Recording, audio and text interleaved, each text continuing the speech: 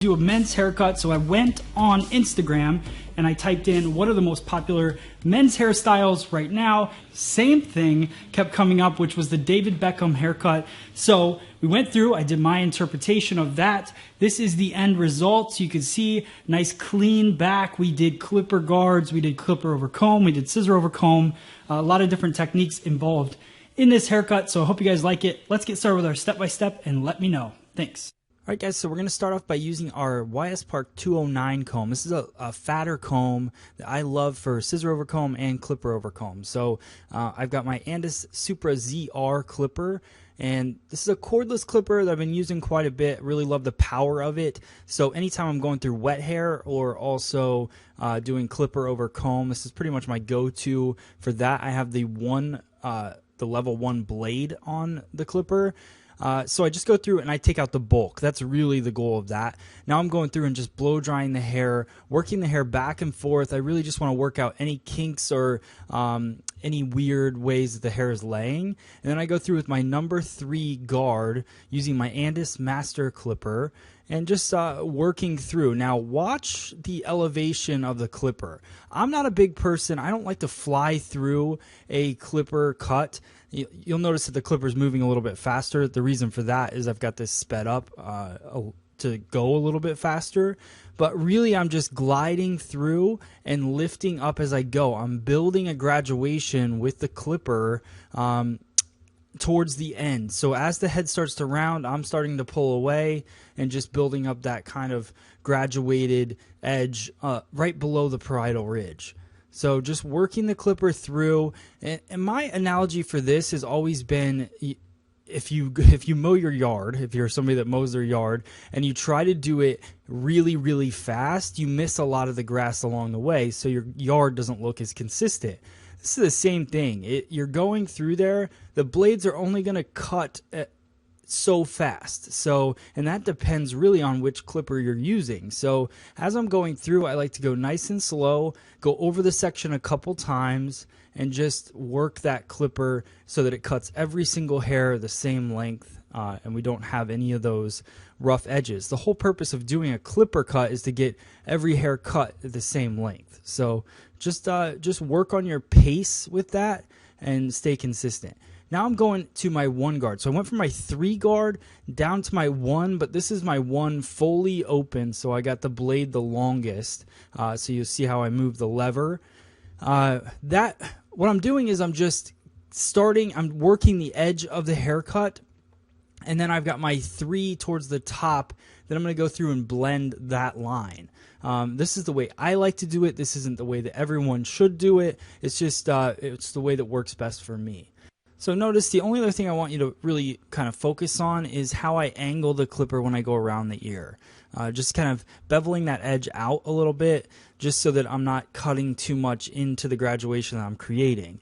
So now I'm going to go through and I'm going to blend the line using scissor over comb. Still using that 209 comb to work my scissor over comb, and the Blacksmith Fit 6.5 inch scissor is pretty much my go-to scissor for scissor over comb and pretty much all my men's cuts. I stick basically with this scissor, and sometimes I go to my DB20 as well. So this is the Blacksmith Fit scissor, working that line in, just really deciding where I want that weight line to sit, and blending the spot from pretty much the 1.5 guard that I used to the 3 guard, the line that I created there.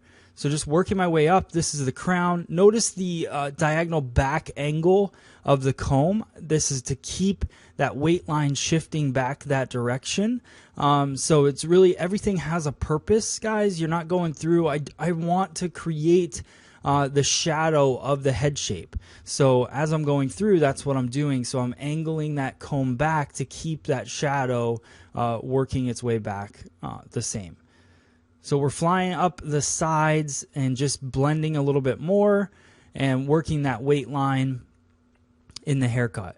So notice that my thumb is the only thing moving. My ring finger is keeping the blade steady, and my thumb is going through and doing all of the work. Now I'm going to go through with my trimmer. This is also an Andis product.